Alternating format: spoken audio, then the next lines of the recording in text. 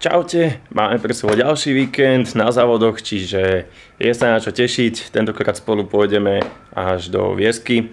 Vieska není, chvála Bohu, nejak ďaleko, čiže nemusím hneď od rana cestovať v podstate niekam. Stačí vyraziť takto na obed a v podstate za nejakú hodinu a pol som tam.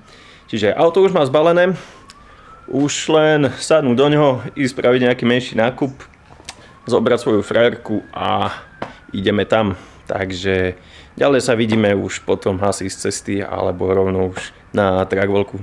Takže zatiaľ čaute a vidíme sa.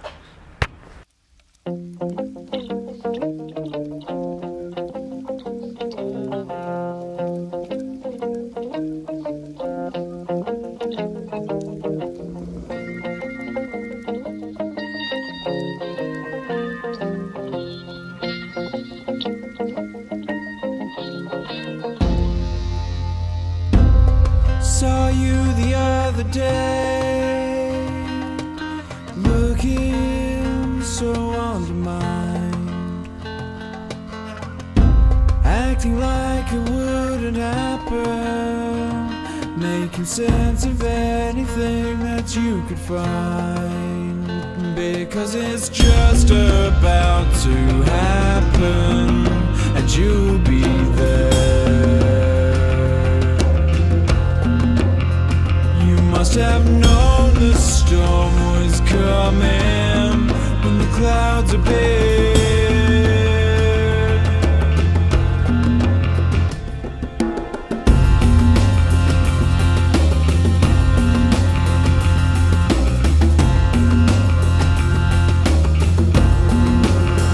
May as well let the rain come down and join the circus of people while you're there.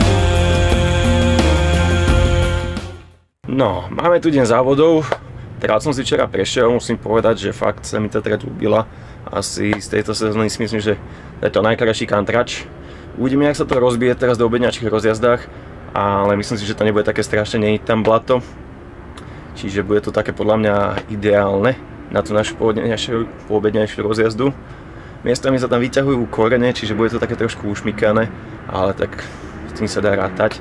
A je tu jedno jediné miesto, taký potok dlhý, čo sa ide smerom dole, ktorý mi asi bude robiť trošku problémy.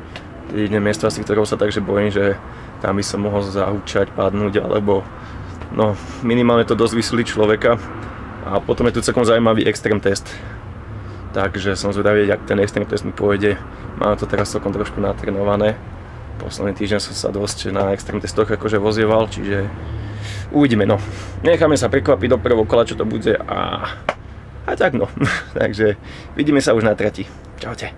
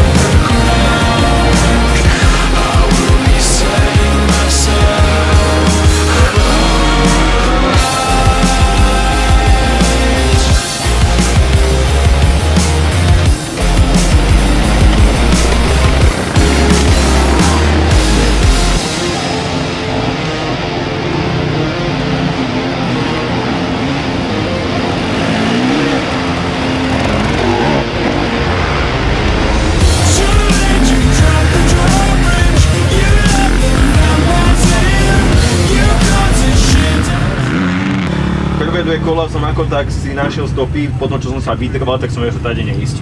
To som aj ja tak.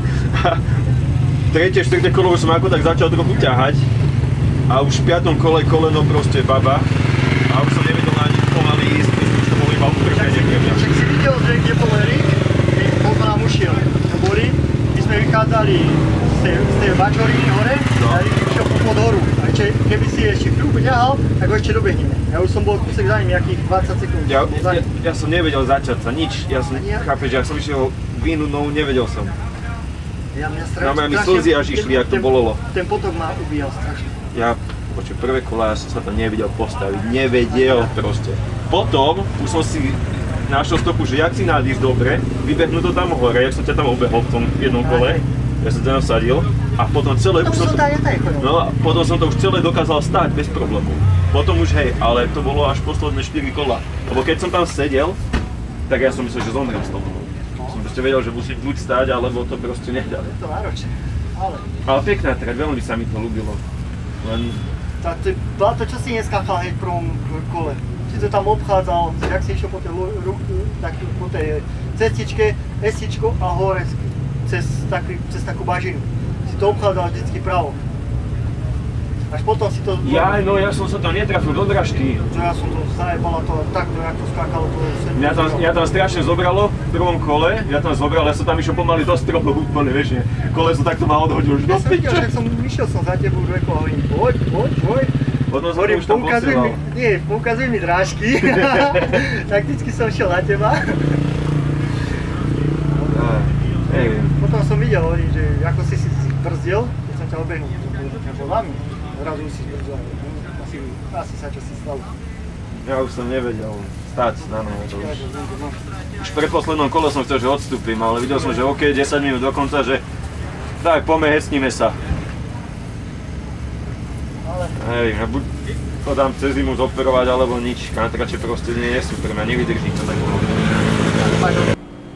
No ľudková, takže prvý deň preteku máme za sebou. Štart mi zase nejak môj ako nevyšiel, ale akože nebol som úplne vzadu, bol som tak v strede.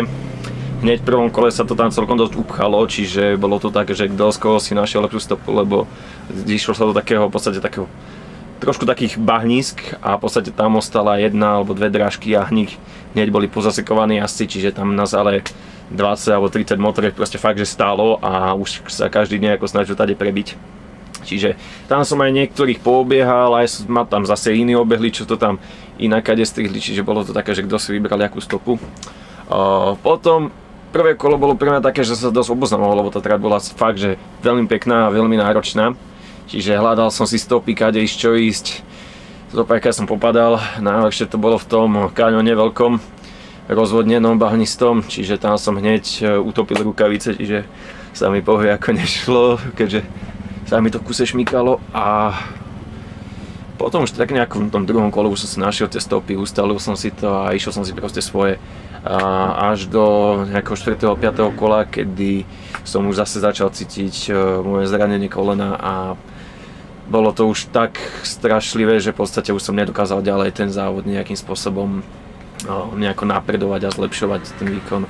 Proste bola to extrémne nepríjemná pichlová bolesť, bohužiaľ keď máte raz zranený meniskus a zodratý, tak už asi ozaj jediné, čo mi pomôže, bude tá operácia, čo sa vôbec akože moc do toho sa mi nechce ísť, dúfal som, že to nejako vyriešime proste injekciami kolagenovými a podobnými vecami, ale nepomáha to a proste fakt príde polka závodu, keď je ešte ťažká trať, tak stačí aj pol hodina, 3/4 hodina a moje koleno odíde a už potom na tej nohe neviem stáť, čiže už od polky preteku to bola pre mňa strašná trapenica.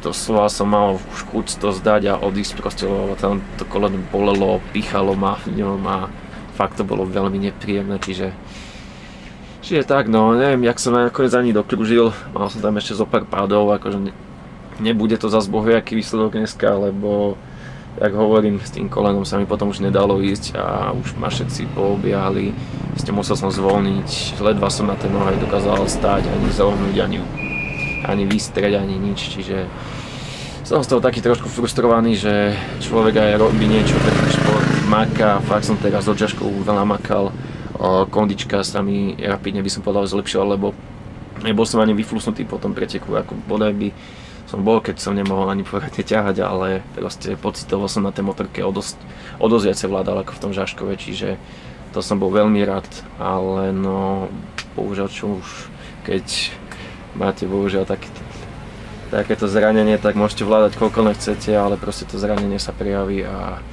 môžete ísť do prdele, čiže celá snaha vyjde na vnímoč a tak no, tak uvidíme zajtra sa pokúsim menej padať, menej nejaké tie nárazy na tú nohu v podstate, lebo aj tými nárazmi, čím viacej krát proste dúpnem si tou nohou o zem, tak tým je to vždy horšie a horšie, čiže čo najmenej na tú nohu dúpať a dúfam, že už dúfam, že sa to zranenie akože určite sa ozve a dúfam, že sa ozve neskôr, čiže držte palce a vidíme sa. Čaute. Dnes sa mi extrémne nechce.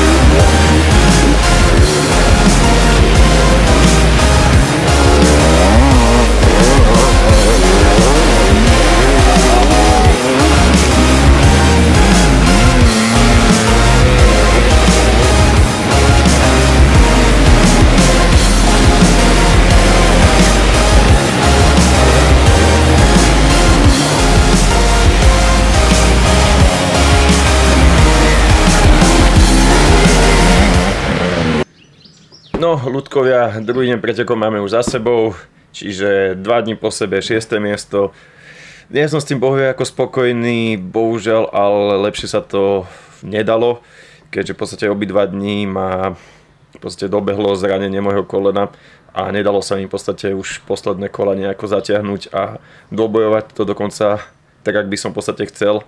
Vládať som vládal lepšie ako v Žaškove, fakt, že tú kondičku už som trošku polepšil, len bohužiaľ to zranenie ma fakt čoraz ďalej, každým pretekom je to horšie a horšie a viacej ma to obmedzuje, čiže bojím sa toho, že inak ako operáciou sa to vyriešiť nebude dať, čiže to je jediná vec, na tomu som sa chcel práve že čo najviac vyhnúť, ale tak asi sa tomu nevyhneme. Dneska to bolo o dosť lepšie, pre mňa dával som si viacej pozor na to, aby som v podstate nebuchal to nohou o zem, aby mi to v podstate čo najneskôr ma to začalo boleť a obmedzovať, ale nakoniec posledné 2 alebo 3 kola už to bolo fakt neznesiteľné a dokonca do posledného kola som už ani radšej nešiel, lebo už fakt som na tej nohe ani nevedel stáť, čiže počkal som pred štartom na to, kým dojde v podstate Tomáš Hostinský a to, kým ho odmávajú a až potom som v podstate prešiel cieľom, čiže mám o 1 kolo menej ako ty asi predo mňou, ale no bolo to na hobby, no čo vám poviem. Do predposledného kola som ešte išiel na 4. mieste, keby ešte v tom poslednom kole dokážem zatiahnuť, tak možno by som to aj dal na to 3., pretože sme dobiehal som v podstate jazda, čo bol 3., ale tak bohužiaľ už som fakt nevedel na tej nohe stáť. Bolelo ma to extrémne a už to bolo také, že no, bál som sa proste aj o seba, že aby som to niekde náhodou ešte viacej si ho nedodrbal, čiže tak no, to preteku všetko, ešte by som povedal akurát to, že asi to bol fakt, že za tento rok najkrajší pretek v sezóne, fakt nádherná trať, pekné prostredie, všetko, aj organizačne to tam mali fajn spravené, čiže fakt som si to tam užil ten pretek, až na to moje koleno, to je jediný mínus, ale tak uvidíme do budúcna. Teraz nás už čakajú iba 2 endura, čo je fajn, pretože pri endure mi to až tak moc to koleno nevadí, keďže tam sú miesta, kde si v podstate oddychnete pred tými testami. Ale takto, keď idete v podstate ten hodinu a pol, ten country cross, tak tam to dostane o dosť viac zaberať a ja už po tej hodine v podstate už to tak mám odmerané, že aj doma, keď v podstate trénujem si po svojom, tak po tej hodine už príde tá bolesť toho kolena a nech robím, čo robím, neviem sa toho zbaviť. Chodívame na obstreky do kolien, všetko možné, ale pomôže mi to iba chvíľkovo a potom sa to zase vráti a už asi ozaj nič iné nebude ostávať, len to dať zoperovať, čiže ak niekto poznáte dobrých doktorov a chirurgov akože na kolena, tak mi prosím dajte vedieť. Fakt ma tým potešíte, pretože už keď to niekomu chcem dať zoperovať, tak nech to je aspoň kvalitne spravené niekým, kto sa do toho fakt že vyzná a nedogabí mi to ešte viacej, jak to je. Takže Tocio, najbližšie máme tuším, že nevoľné, tam bude enduro veľké, čiže vidíme sa v nevoľnom. Čaute. Opa, jaký je perfektný. Dáš mi labu?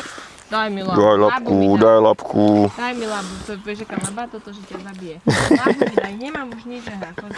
Zjedol si všetko. Všetko už si zjedol. Daj mi labu. Daj labu. Daj mi labu, daj, pacu daj. Daj mi pacu.